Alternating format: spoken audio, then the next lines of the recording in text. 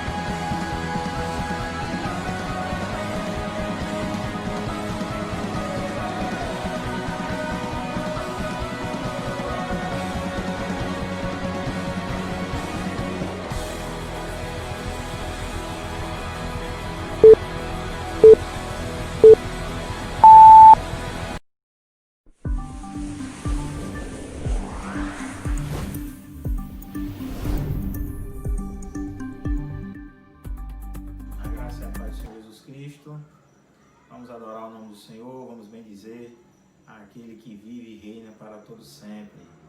Vamos louvar, ainda que no conforto da nossa casa, talvez aí na solidão da nossa sala ou do nosso quarto. Nós vamos celebrar o Senhor com alegria, porque Ele é digno de honra e de glória e Ele merece o melhor louvor que nós possamos ministrar a Ele, amém? Então vamos celebrar o nome do Senhor Jesus.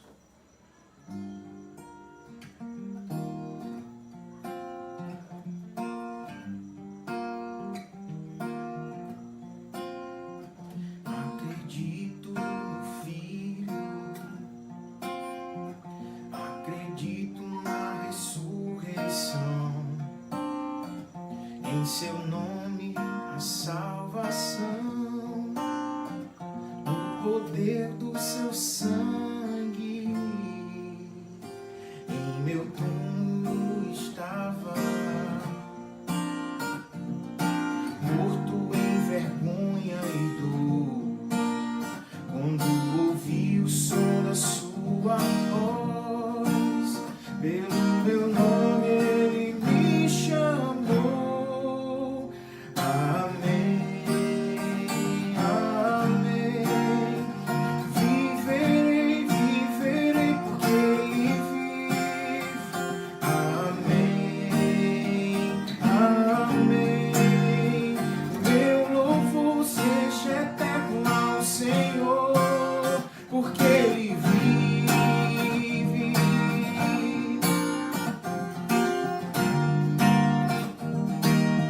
Acredito no Filho, acredito no Filho, acredito na ressurreição, em seu nome a salvação, o poder do seu sangue. Em meu túmulo estava, morto em vergonha e dor, quando ouvi o som da sua voz, pelo meu nome Ele me chamou. Amém, amém. Viverei, viverei porque Ele vive. Amém, amém. Meu louvor seja eterno ao Senhor, porque Ele vive. Posso crer no amanhã, porque Ele vive. O medo se esvai. Jesus, eu sei, estou seguro em tuas mãos, porque Ele vive. Posso crer no amanhã, porque Ele vive. O medo se esvai. Jesus, eu sei que estou seguro em suas mãos. Nada nos separará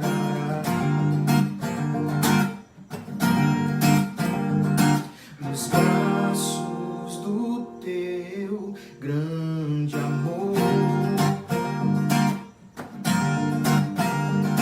De longe ouvimos o amor que chama, paixão profunda.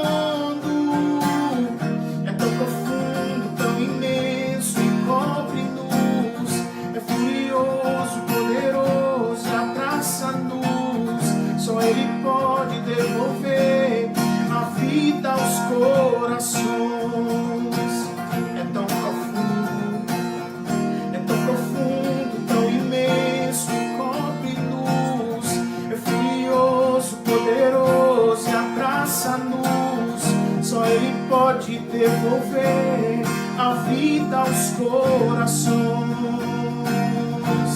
a vida aos corações, a vida aos corações.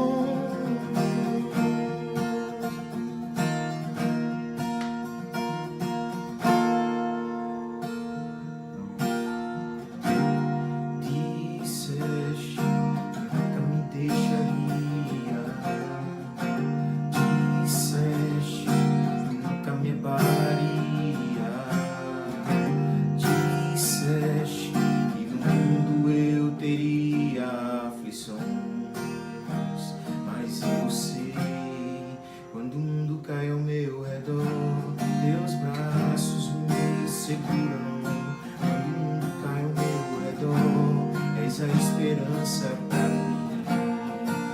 O mundo cai ao meu redor e as forças se vão. Encontro abrigo em ti. Segura-me, segura em minhas mãos.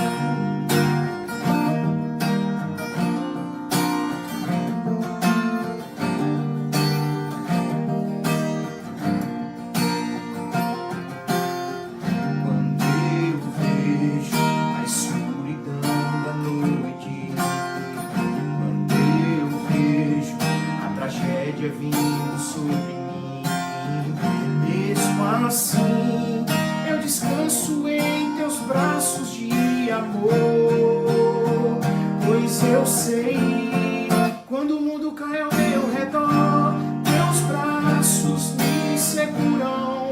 Quando o mundo cai ao meu redor, tens a esperança pra mim. Quando o mundo cai ao meu redor e as forças se vão, encontro abrigo em ti. Segura-me, segura em minhas mãos.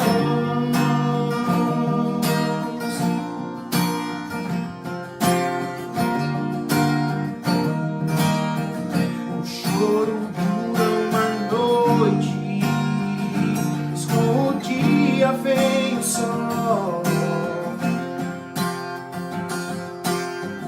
As tempestades virão, sobre a morte ele venceu, ele venceu. Quando o mundo cai ao meu redor, teus braços me seguram. Quando o mundo cai ao meu redor, tens a esperança pra mim. Quando o mundo cai ao meu redor e as forças se vão, encontro abrigo em ti. Segura-me, quando o mundo cai ao meu redor, teus braços me seguram. Quando o mundo cai ao meu redor, tens a esperança pra mim. Quando o mundo cai ao meu redor e as forças se vão, encontro abrigo em ti. Segura-me, segura em minhas mãos. Segura em minhas mãos. Segura em minhas mãos. Amém, meus irmãos? Vamos adorar o nome do Senhor Jesus, aquele que é santo, aquele que vive e reina para todo sempre. Então vamos dizer a Ele através desse cântico, né? Todo ser que vive, louve ao Senhor. Toda criatura se derrame aos seus pés.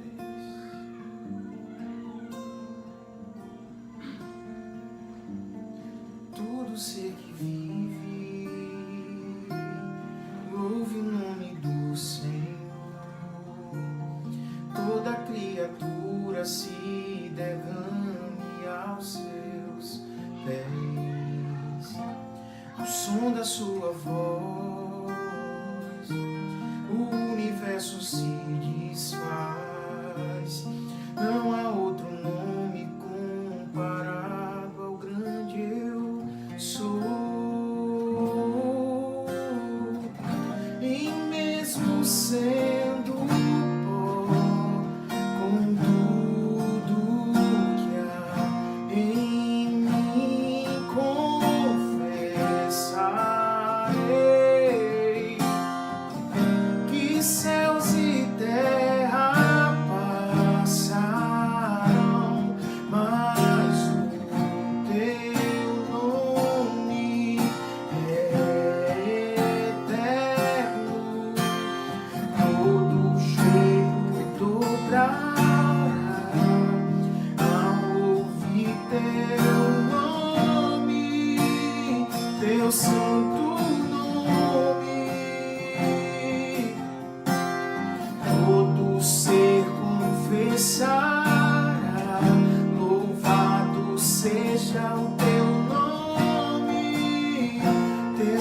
santo nome. E mesmo sendo pó, com tudo que há em mim confessarei que céus e terra passarão, mas o teu nome é eterno. Todo joelho dobrará ao ouvir teu nome, teu santo nome. Todo ser confessará, louvado seja o teu nome, teu santo nome.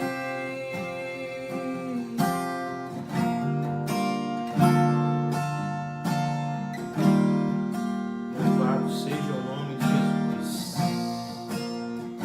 Bendito seja o nome de Jesus.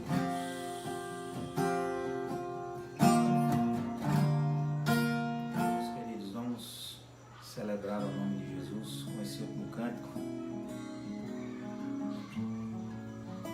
dizendo a graça, infinito, maravilhoso amor do nosso bondoso e gracioso Deus.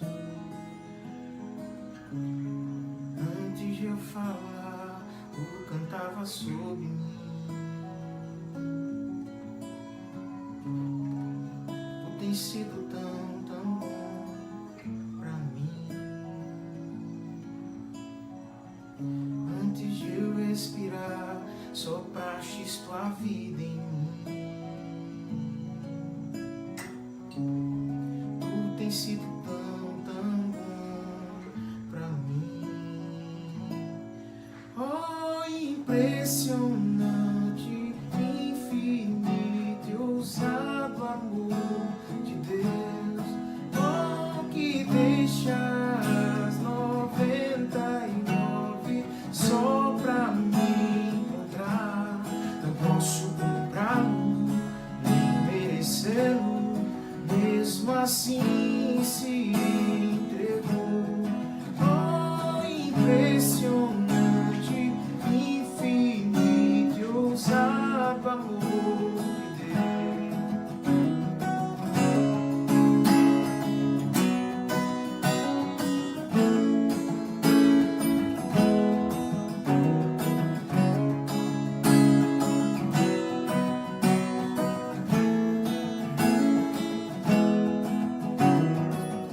Inimigo eu fui, mas teu amor lutou por mim.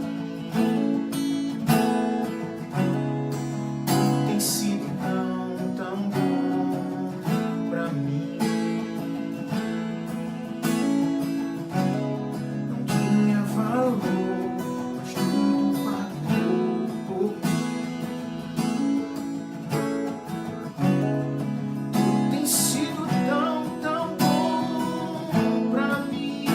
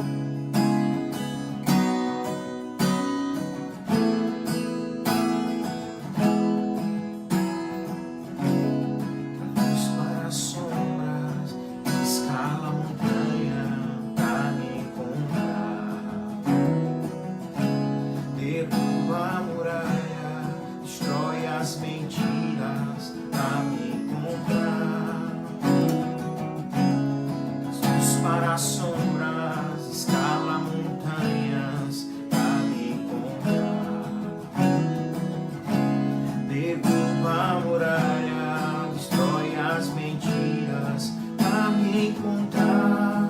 Oh, impressionante, infinito e ousado amor de Deus.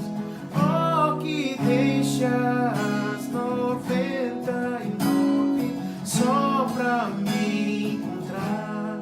Não posso comprá-lo, nem merecê-lo, mesmo assim se entregou. Oh, impressionante, infinito e ousado amor de Deus.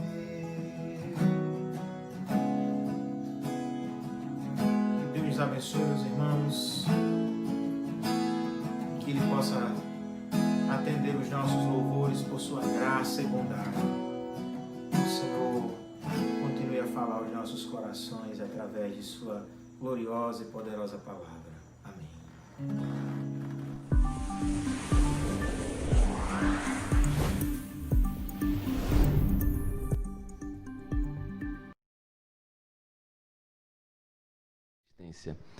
Eu gostaria de convidar você a abrir a palavra de Deus em 2 Reis.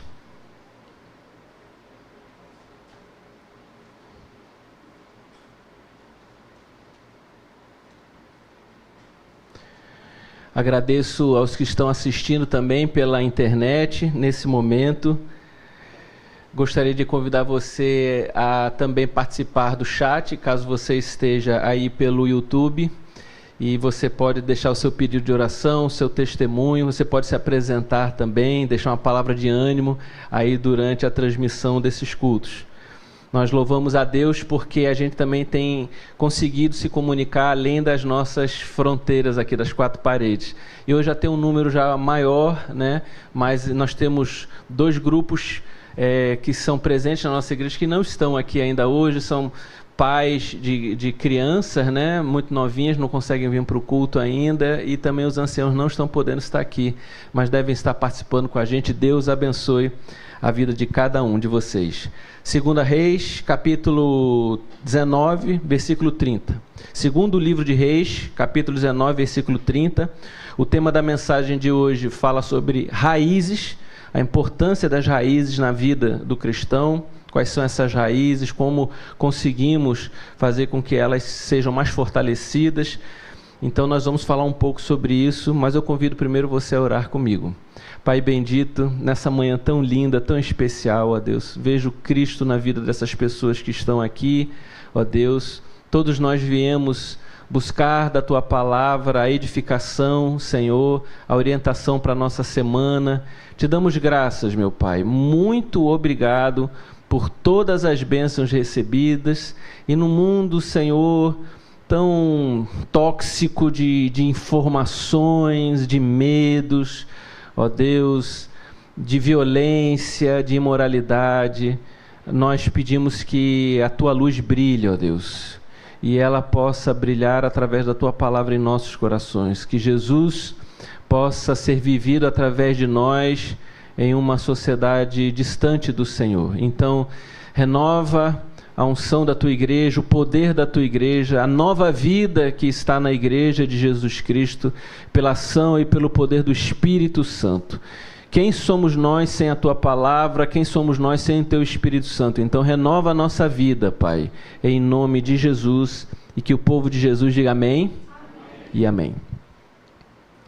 Quero também deixar uma nota aqui que eu acho importante. Nós estamos recebendo aqui uma família que também está sendo alvo do nosso amor, da nossa atenção, que é a família de Messias, de Carla e Fernanda, que na semana passada, retrasada, perdeu seu pai, que para nós era o irmão Geraldo, e é o irmão Geraldo, que vai fazer tanta falta aqui, mas já está lá nos aguardando nas mansões celestiais, amém?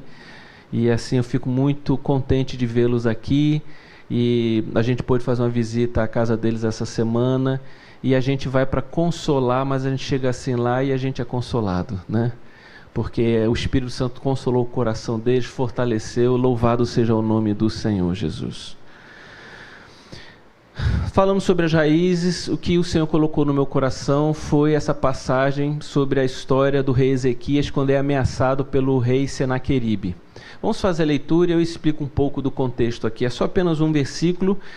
Diz assim: mais uma vez, um remanescente da tribo de Judá sobreviverá, lançará raízes na terra e se encherão de frutos os seus ramos. Podemos todos fazer essa leitura?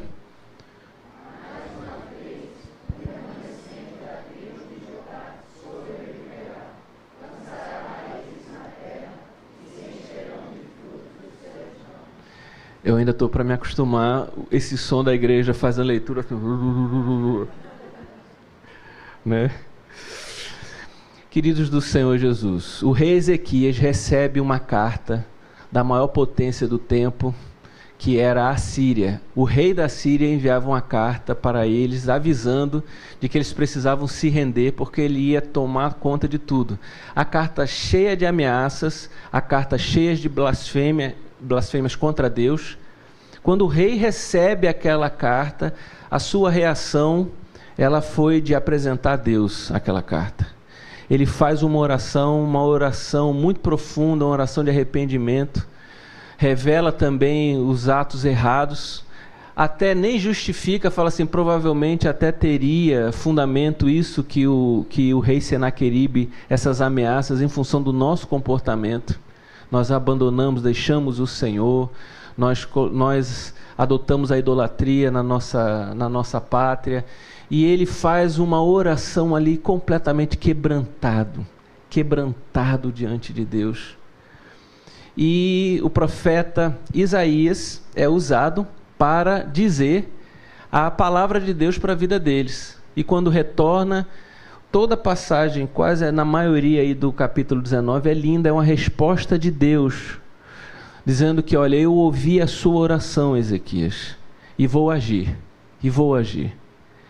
E ele acalma, ele fala que o próprio rei Senaqueribe está nas mãos dele. Quem é Senaqueribe? Né? Nós vamos ver o desfecho dessa história mais para o final. Mas o Senhor acalma e diz assim: eu vou lutar por vocês. É bom quando Deus fala isso, não? Amém, gente? Mas Deus fala isso para os seus filhos. Eu vou lutar com vocês.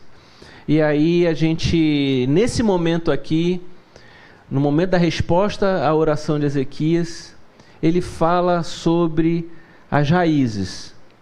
E do mesmo jeito que o rei Senaqueribe havia dito que por onde ele havia passado ele tinha deixado um deserto, ele lembra assim: olha, quem sustenta o meu povo sou eu. Sempre tentaram destruir, mas sempre um remanescente continuou existindo.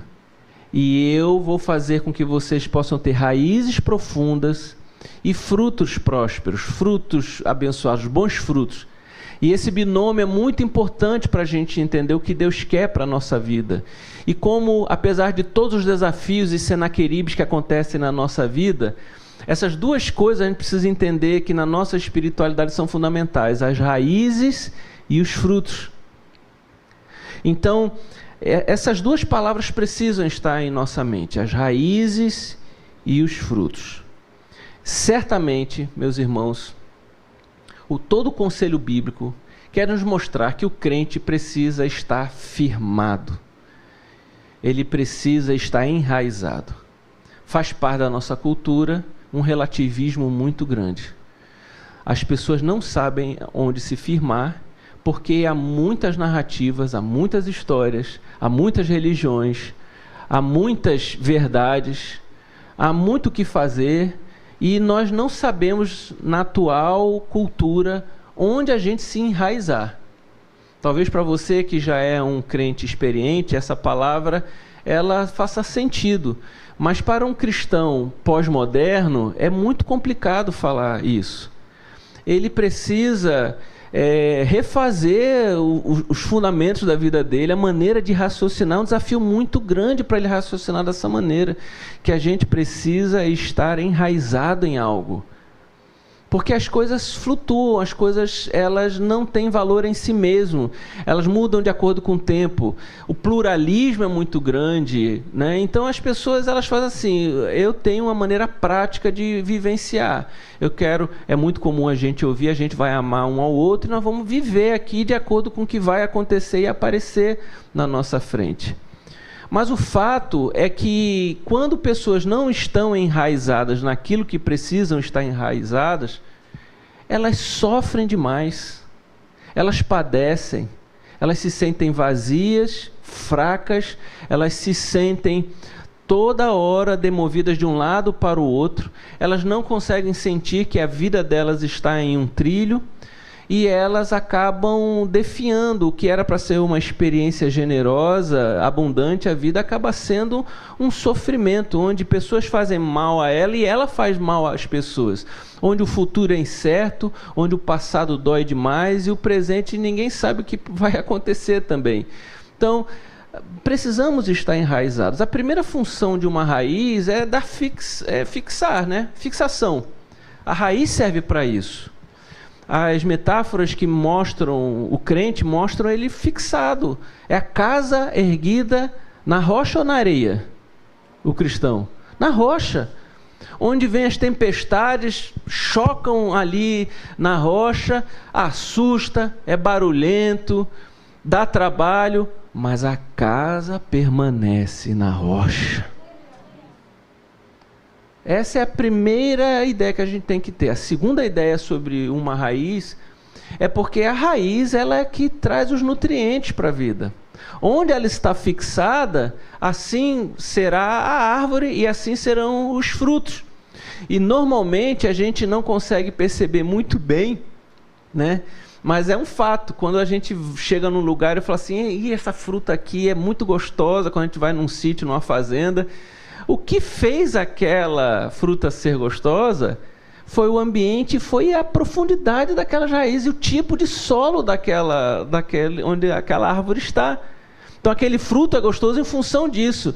Se o solo for contaminado, pode até matar o fruto, pode nem ter fruto também. Então, além de fixar, ela também serve para nutrir e alimentar. Mas normalmente a gente não consegue perceber a importância das raízes na nossa vida. A gente nem entende na prática como é que são essas coisas de raiz. Eu sei que eu vou crescendo, vou aumentando de estatura, vou aprendendo uma porção de coisa, e errando, acertando, a gente vai vivendo na vida. É muito mais do que isso, gente. Na verdade, nós estamos certamente presos a determinadas coisas na nossa vida que vamos carregar para o resto da vida.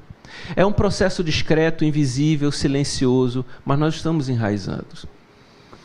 Nós acabamos nos enraizando de maneira boa ou ruim com a família que a gente tem, com a parentela. Às vezes é uma relação muito boa, às vezes não é uma relação muito boa.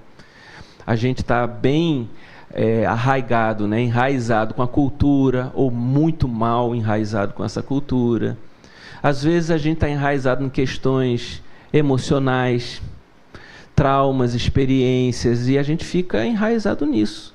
Inclusive, a expressão bíblica fala de raiz de raiz de amargura, porque a gente acaba definindo a nossa vida em cima disso, e não só por nossas escolhas, é porque esses problemas fazem com que a principal raiz da nossa vida seja drenada para isso, né? Nós estamos enraizados no dinheiro, no material. Então, essa coisa do materialismo na nossa sociedade é muito grande. As pessoas, elas têm por certo que o solo mais importante da vida delas, o que vai trazer firmeza e vai nutrir, é o material. E a Bíblia diz que a raiz de todos os males, não é de alguns dos males, de todos os males, é o amor a quê? Ao dinheiro. Isso é a Bíblia que fala. A raiz, olha, outra expressão, a raiz está lá. E quando a gente se converte em Cristo, em Jesus, essa relação de poder que o dinheiro exerce sobre as nossas vidas, ela precisa ser superada, a gente precisa vencer, precisamos de uma libertação. Aqueles que têm pouco ficam sonhando em que ter muito dinheiro vai vai preenchê-los. Aqueles que têm muito, ou podem se acomodar nisso, ou podem achar o seguinte: agora eu vou me frustrar porque eu tenho dinheiro e realmente ele não traz nada para a minha vida. Ele pelo menos não preenche os aspectos mais fundamentais da nossa vida. E ficamos naquela eterna correria atrás dele, quando, meus irmãos, o Senhor já ensinou que o caminho é outro. Que pensemos nas coisas do alto. Amém? E elas vão refletir de maneira muito positiva nas coisas desse mundo.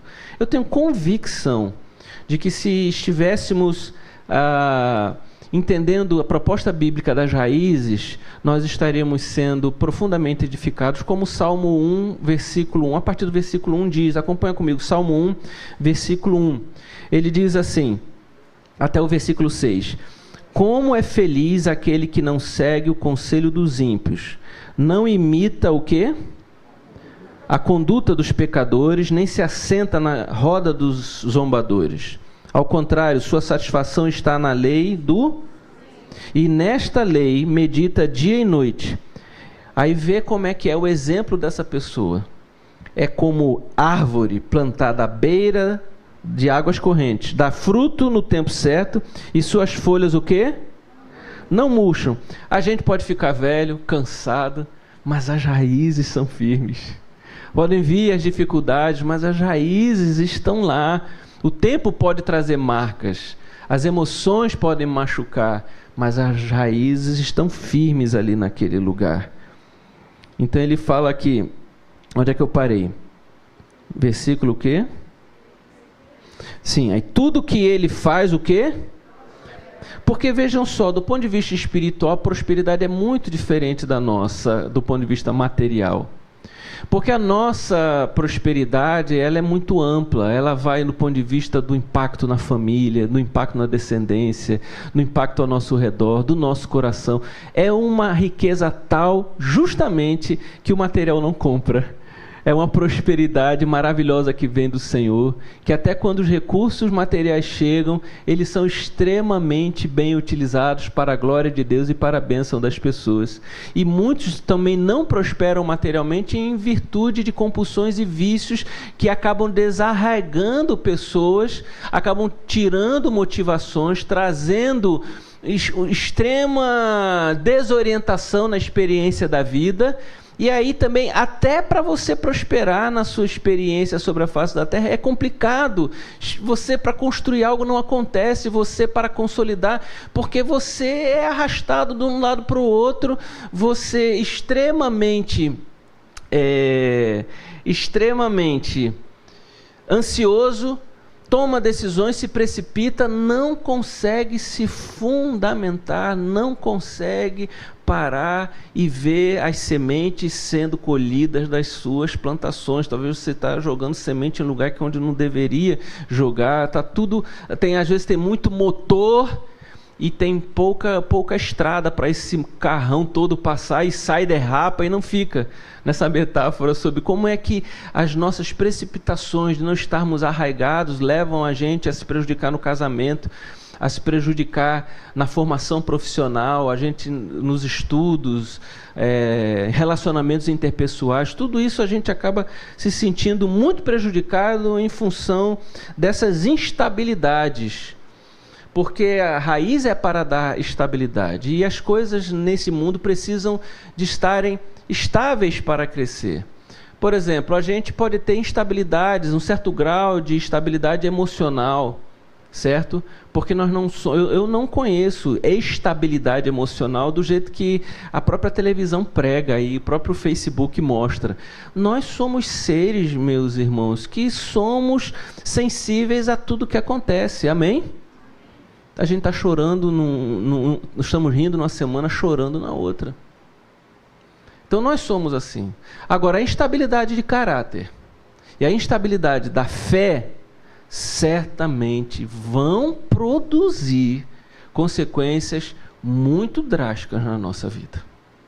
E é isso que essa metáfora falando sobre raiz a gente precisa tratar em nosso coração.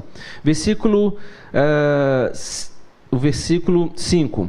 Por isso, Não, acho que eu falei, ainda não li tudo, né? Vamos ao versículo 3. É como árvore plantada à beira de águas correntes, dá no tempo certo e suas folhas não murcham. Tudo que ele faz prospera. Não é o caso dos ímpios. São como a palha que o vento leva. Por isso os ímpios não resistirão no julgamento, nem os pecadores, o quê? Na comunidade dos justos. Pois o Senhor aprova o caminho dos justos, mas o caminho dos ímpios leva à destruição. A própria questão da vida espiritual, da brevidade da nossa vida, da condenação eterna, também se aplica aqui também. Porque o nosso maior valor, depois da revelação de Jesus Cristo, é justamente qual vai ser o fim da nossa vida. E a gente vê como o Senhor pode nos abençoar. Amém, gente? Como nos abençoa eternamente. Mas também, meus irmãos, nós temos visto como a própria igreja pode estar enraizada quando a gente tem que parar para avaliar essa questão dessa mensagem sobre como estamos enraizados. Na semana retrasada, teve o problema lá da manifestação na frente daquele hospital, em que pessoas estavam por defender a questão da vida, porque a igreja é contra o aborto, em qualquer circunstância, não souberam delimitar aquele protesto, estavam exigindo de uma criança da qual era vítima daquele processo, não conseguiam deixar a mensagem clara, e eu não sei se foi verdade ou fake, porque a gente não sabe nada do que é mais verdade e fake na internet, acusaram aquela mãe até de assassina e colocando um tipo de fardo sem nenhuma compreensão do que estava acontecendo ali.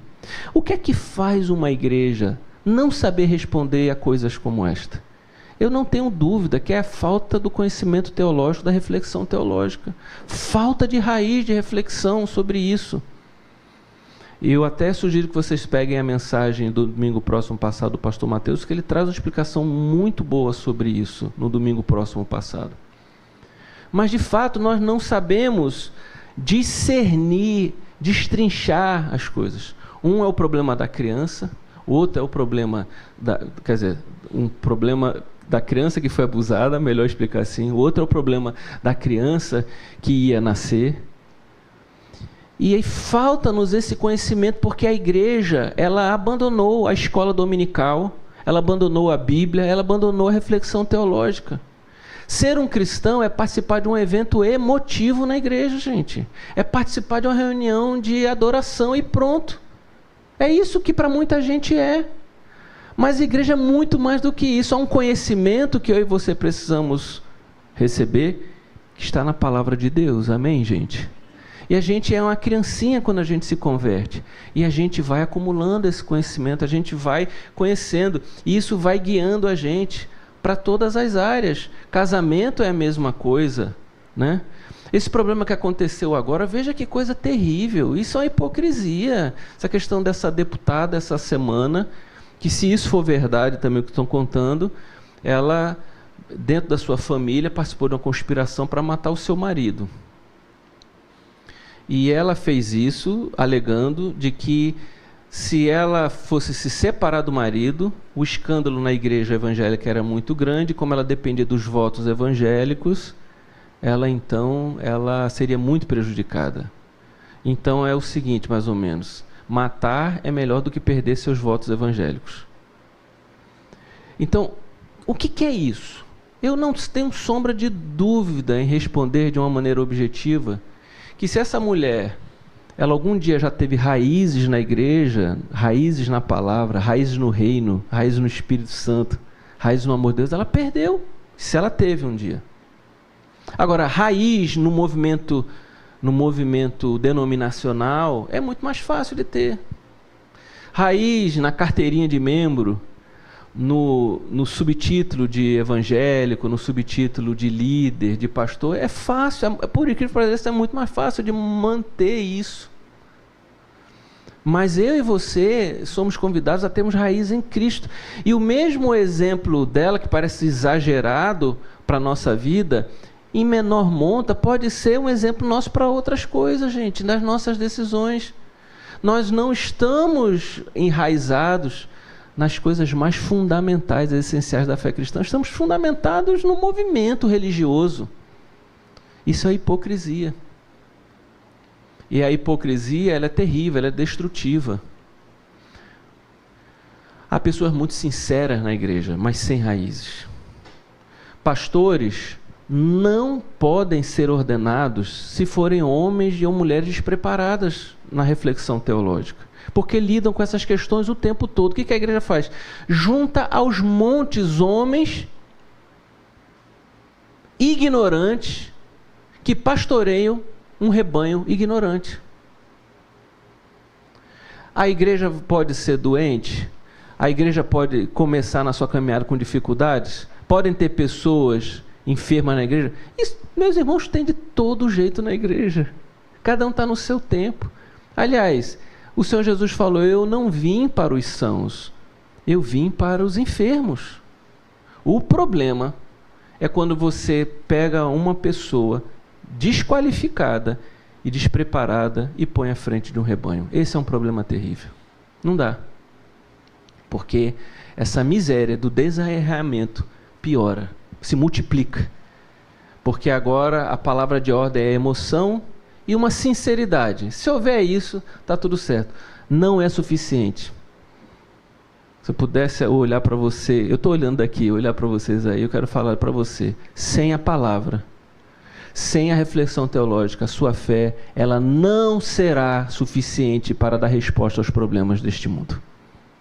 Esse misticismo ignorante, que fala assim: não, a gente ora e vamos lá, vamos embora, não é o que o Senhor ensinou para a gente. Os reis, para restaurar a Israel, não fizeram só orações. Eles tiveram que restaurar o culto e tiveram que restaurar a palavra em Israel. Amém? Às vezes a gente só restaura o culto, mas a gente não restaura a palavra. E eu quero convidar a gente para restaurar a nossa vida na palavra de Deus. Amém, queridos? Porque, por exemplo, nós temos sido alvo de muito preconceito com essas duas questões, tanto lá da clínica de aborto, quanto também essa questão agora da deputada. Falando que os crentes fazem isso, que isso aí é um reflexo. Eu não conheço ninguém de coração, quero até falar para a câmera, não conheço ninguém da minha convivência, da minha igreja, que tenha apoiado o jeito que esta deputada, aquilo que ela fez, e tenha apoiado os excessos daquela manifestação que aconteceu ali naquele dia. Não conheço ninguém da minha convivência, mas a igreja é taxada dessa maneira. A igreja é taxada de fundamentalista, a igreja é taxada de viver na era medieval, na era das trevas. A igreja é tratada disso.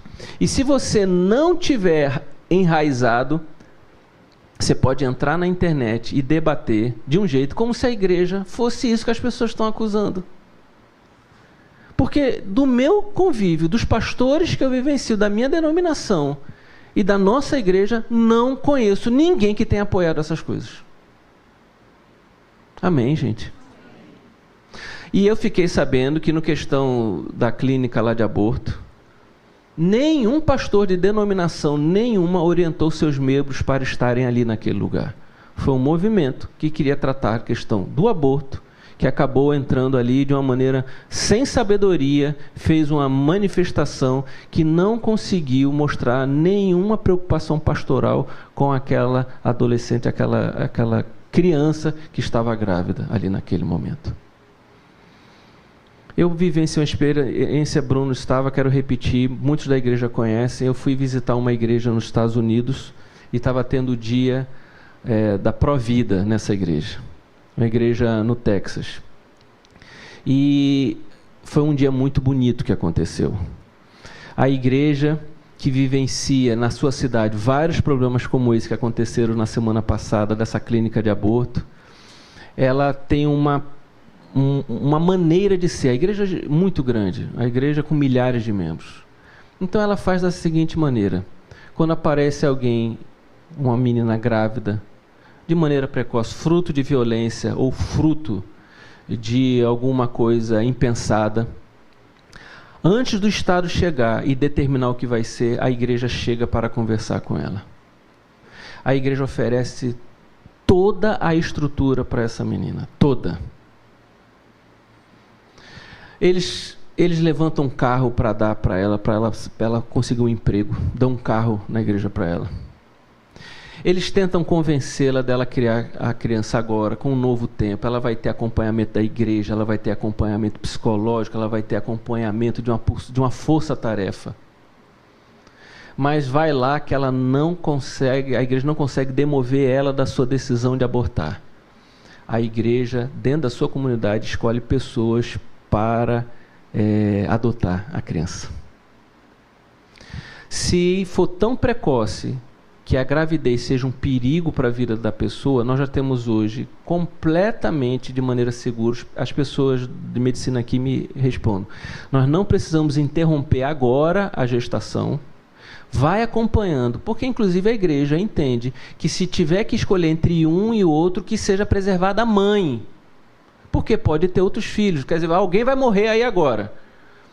Mas o que a gente orienta? É que vá seguindo, vamos acompanhando, os médicos acompanhando. Chegou, porque estatisticamente nós temos que é positivo, apesar de ser difícil, apesar de ter dificuldades, o número de crianças que nascem é maior do que o número de crianças que morrem, que mães que morrem precocemente. Isto é estatístico, se você quiser uma outra fonte ou tiver, me mostre, porque não é isso que acontece. E uma família vai lá e acaba adotando. Sabe o que acontece no final? Acontece o que nós sonhamos e oramos. Normalmente, aquela família se reestrutura e aquela criança é criada. E uma nova vida, uma nova história, uma nova experiência acontece. Aí eu pergunto, quem parou para perguntar à igreja se a igreja podia ajudar? Se haviam milhões de pais dentro da igreja que querem adotar crianças. E eu conheci pais, famílias nos Estados Unidos, essa foi a conclusão do evento lá que eu participei com o Bruno, que os pais sabiam de profundos problemas anatômicos no feto, terríveis, e aí ela ia tomar a decisão de abortar. E aí uma família da igreja adotou essa criança. E o final do culto era essa criança cheia de problemas motores, entrando com a família, ela já crescidazinha um pouquinho mais, entrando no culto na mesma hora. Nós nos colocamos de pé, aplaudimos, choramos ali naquela manhã. Louvado seja o nome do Senhor por isso.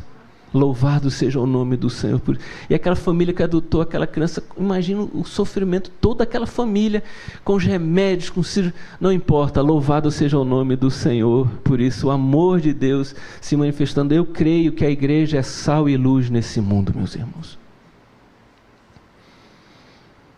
E pedimos que seja feito o que o Senhor falou, que seja punido o mal no mundo. Que isso foi esquecido também, né? Que a gente pudesse diminuir o avanço da maldade no mundo, que parece que é algo que nós não estamos compreendendo muito nos nossos dias também. Amém, meus irmãos? Mas eu confesso que eu abro o meu coração em função de coisas pesadas dentro de mim que eu queria compartilhar sobre o que nós estamos vivendo nesses dias. Então nós estamos diante desses desafios da fé e precisamos estar enraizados. Antes de você falar, opinar sobre alguma coisa, fala assim, eu estou enraizado como? Em quê? A minha opinião é fruto de que raiz? Você pode repetir essa frase? Minha opinião está enraizada em quê? Como podemos alimentar, fortalecer as raízes da nossa vida? Aí eu vou primeiro, vamos fazer uma leitura em 1 Coríntios, capítulo 2, do 14 ao 16. 1 Coríntios 2, do 14 ao 16. Leia comigo. Quem não tem o Espírito, o quê? Não aceita as coisas que vêm do Espírito de Deus, pois lhes são o quê? E não é capaz de entendê-las, porque elas são discernidas espiritualmente. Mas quem é espiritual discerne todas as coisas. Ele mesmo por ninguém é discernido, pois quem conheceu a mente do Senhor para que possa instruí-lo? Nós, porém, temos o quê? A mente de Cristo. Esse é um alvo da nossa vida. Vejam só, meus irmãos, também vai chegar um limite de tudo que a gente está falando aqui, ou muita coisa, não vão entender. Não vão entender o seu testemunho. Não vão entender a sua fé. Não vão, porque as coisas do Espírito elas se discernem pelo Espírito. Isso aqui é um fundamento para o próprio julgo desigual das uniões. Uma pessoa se une a alguém que não tem um entendimento espiritual, não entende. A Bíblia está falando que não entende as coisas de Deus, porque as coisas de Deus são discernidas espiritualmente. Normalmente, quando alguém chega para mim num aconselhamento, ou num púlpito, ou seja lá, falando assim, julgo desigual na igreja, normalmente não é problema de julgo desigual. Porque uma pessoa que não entendeu isso, ela já está desviada da fé. A sua paixão é tão grande que ela não consegue entender isso e, na verdade, não está vendo julgo desigual. Ela não discerne mais as coisas pelo Espírito. E aí está se juntando com alguém que não discerne as coisas pelo Espírito. Foi desarrezado, algum processo na vida aconteceu, a sua fé se esfriou, ele saiu da fé, ele agora não se submete mais à direção do Espírito, da palavra, porque hoje o conhecimento aqui do Espírito está sendo colocado, é a revelação bíblica. Amém, gente? É a revelação, foi revelado, o mistério foi revelado, as coisas do Espírito, a mente de Cristo está revelada na sua palavra. Então os argumentos são todos argumentos humanos, argumentos todos eles completamente afetivos, carnais, e não estão aqui. Então o problema mais sério para mim, quando chega um irmão em Cristo perguntando isso para mim, é como é que eu vou trazer ele para ser enraizado novamente na fé. Porque quem não imagina dessa maneira? As coisas do Espírito são discernidas por quem é espiritual. Amém, queridos? Então, a gente fixa e a gente se alimenta, meus irmãos, por essas questões na nossa vida. Então, olha, vamos lá. São vínculos. Raízes são vínculos. Você pode repetir isso? Raízes são vínculos. Fale assim, cuidado com os vínculos. Amém, gente. São esses vínculos que a gente precisa agora tratar na nossa vida. Como é que está o seu vínculo com Deus, com o Espírito Santo, com a palavra? Você está vinculado. Como é que está o seu vínculo com família, com o conceito de família e com a sua dedicação? Sua família não vai estar enraizada se você não se dedicar a isso. Como é que você pode ser agora um homem ou uma mulher de família se ela é um conceito subjetivo para você ou se ela não é alvo realmente das suas maiores atenções? Seus vínculos com relação à palavra, à igreja. Meus irmãos, quem concerne as coisas do Espírito não entra nessa temática, gente, em nome de Jesus, dessa questão dos desigrejados. Porque a igreja foi concebida para ser falha. Não vai haver perfeição na igreja, gente. A igreja, ela tem uma fronteira humana dentro dela. Gente, as pessoas acham que debaixo do céu tudo vai ser perfeito. Deus cria o primeiro casal e os seus filhos se matam. O primeiro casal peca. Olha, muito rápido, assim é o ser humano. No jardim, ali, aconteceu isso, no primeiro casal. E depois, logo na primeira geração, um homicídio. Aí vem no grupo de Cristo, cheio de problemas. Aí vem no Novo Testamento, cheio de problemas. Aí a gente quer ter nos nossos dias uma igreja que todo mundo ganhou asa aqui dentro. Por mais que uma igreja esteja enraizada, pessoas que estão dentro dela não estão enraizadas. Porque o joio se enraiza no trigo. Amém? A raiz do joio é no trigo. Então a igreja vai ter joio em função de que é o único lugar que ele se enraiza no meio dos santos do Senhor Jesus.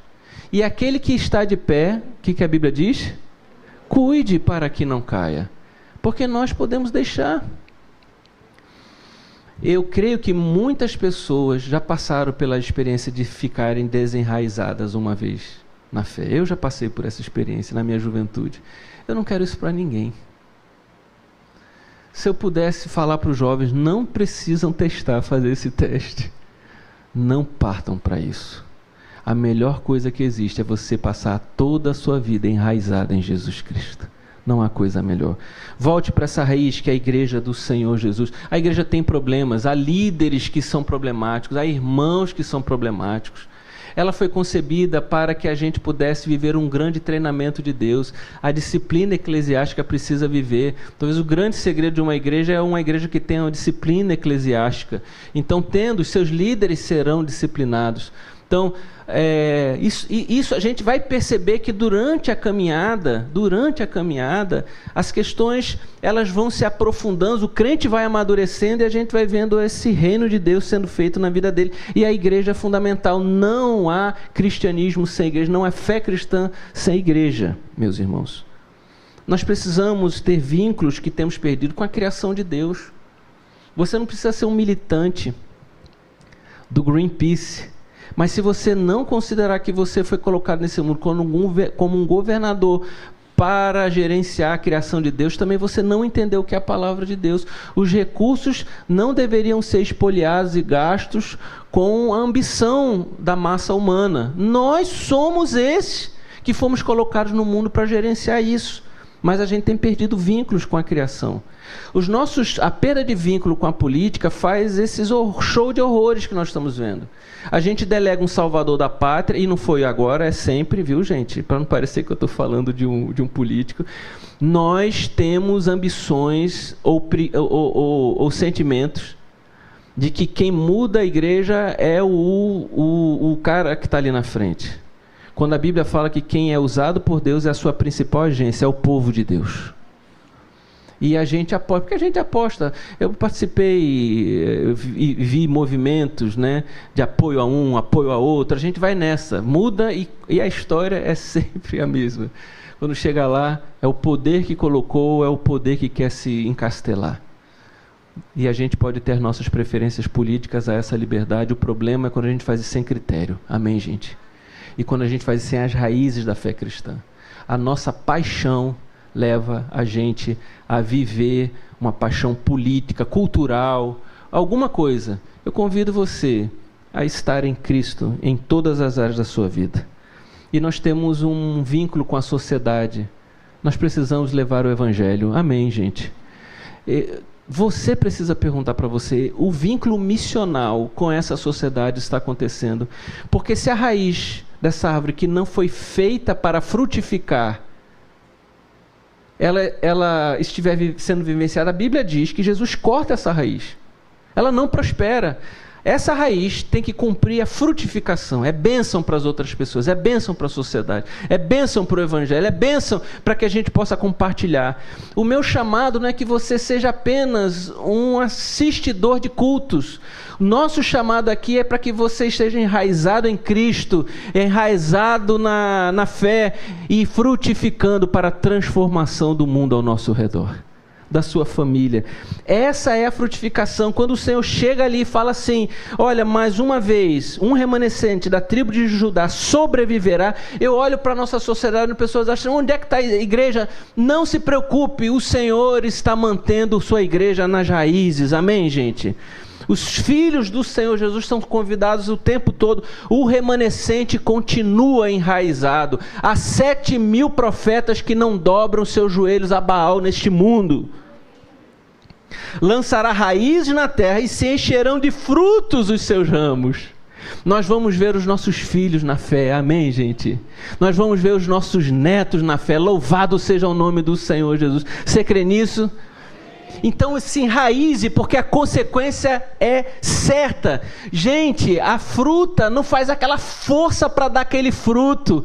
Ela é maçã, a macieira vai dar maçã. Tudo depende do solo, tudo depende de onde está. A luta nossa é na nossa autoedificação, na nossa mútua edificação. A raiz vai produzir esse fruto abençoado. Mas bispo, é muito tarde, bispo. Eu já me converti velho. Eu já me converti, já tinha família. Ou então eu me desviei, quebrou tudo, desmoronou a minha vida. Não importa a hora que a carta do Senaqueribe chegar. O importa a hora que você vai se arrepender e pedir para o Senhor agir na sua vida e você voltar a estar enraizado. Louvado seja o nome do Senhor Jesus.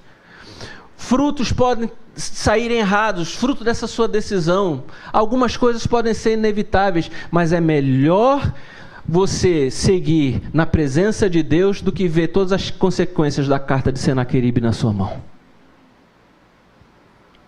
Meus irmãos, sem a ação de Deus na nossa vida, a carta de Senaqueribe prospera na nossa vida. O Senaqueribe ia fazer o que ele tinha feito com todas as nações. O diferencial agora é que uma nação se colocou diante de Deus. Amém? Posso ouvir um amém de vocês? Eu creio que isso, meus irmãos, revelam as tribulações, os senaqueribes da nossa vida. Quantos estão passando por grandes tribulações? A raiz parece que vai morrer.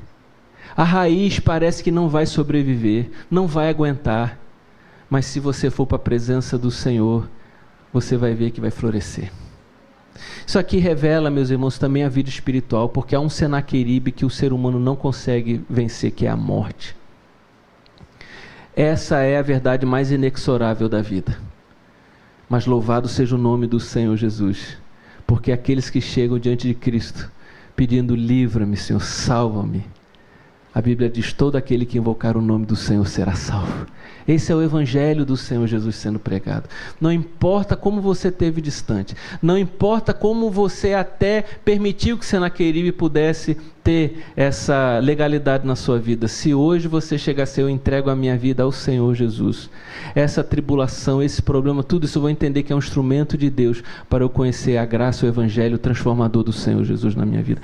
Eu não aguento mais, esse mundo é um Senaqueribe para mim. Eu não aguento mais o que eu estou vivendo. Eu mesmo estou sendo um Senaqueribe para mim. Eu sou um algoz, eu sou aquele que acabo sempre destruindo os próximos passos. Eu sou aquele que acabo sempre, de alguma maneira, alijando tudo que seria de bom na minha vida. Se você está fazendo essa oração, então deixa que Jesus seja o Senhor da sua vida.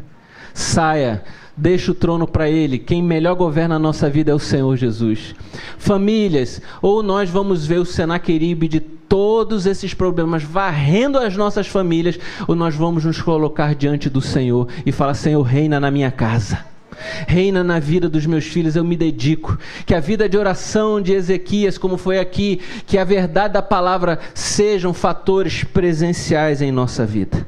Jó, no meio do seu desespero, faz uma comparação e o que é o homem e o que é a esperança de uma árvore. Lá em Jó 14:17 diz assim, porque há esperança para a árvore que, se for cortada, ainda se renovará e não cessarão os seus renovos. Se envelhecer na terra a sua raiz e o seu tronco morrer no pó, ao cheiro das águas brotará e dará ramos como uma planta. Pois eu quero lembrar para todos que Jesus é a água da vida.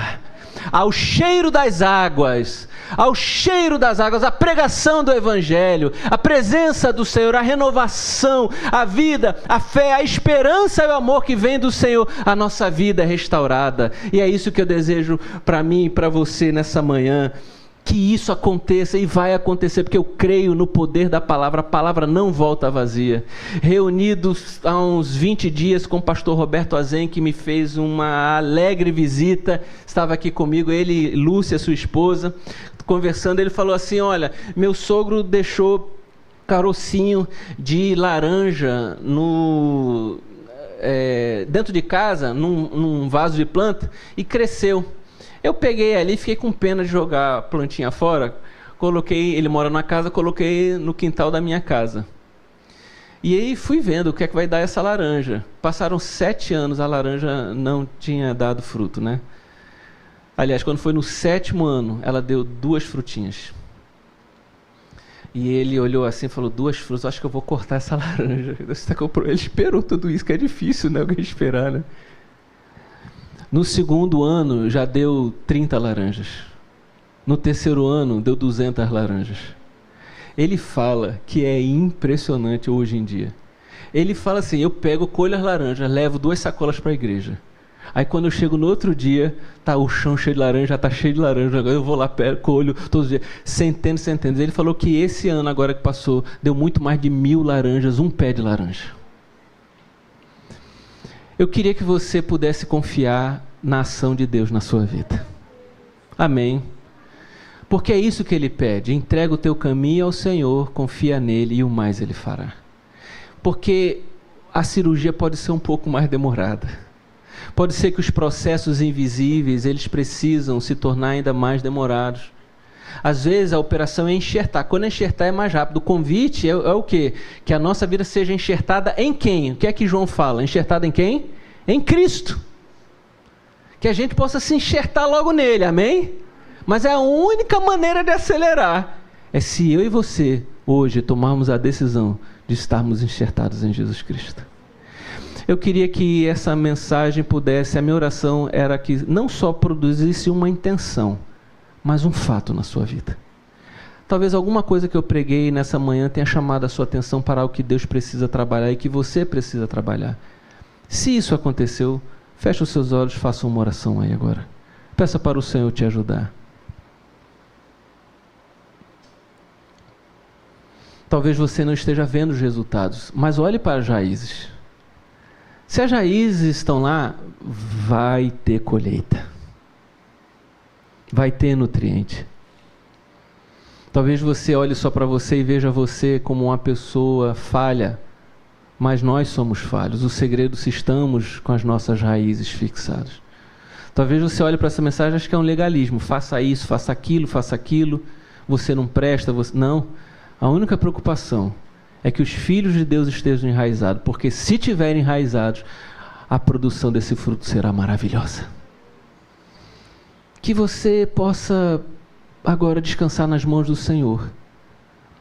E todo o teu trabalho, de hoje em diante, seja sabendo que Ele vai fazer a colheita ser maravilhosa. Obrigado, Senhor Deus. Obrigado, Pai. Olha para mim aqui agora. 2 Reis 19, 35 a 36. Lê comigo. Naquela noite, o anjo do Senhor saiu e matou 185.000 homens no acampamento assírio. Quando o povo se levantou de manhã, na manhã seguinte, o lugar estava repleto de cadáveres. Assim, Senaqueribe, rei da Síria, desmontou o acampamento e foi embora. Voltou para Nínive e lá ficou. O Evangelho revela que a morte queria fazer isso, que Satanás queria fazer isso na nossa vida. Que ele volte para o lugar dele, em nome do Senhor Jesus. E que a gente possa viver em paz na presença do Senhor, em nome do Senhor Jesus. Vamos nos colocar de pé.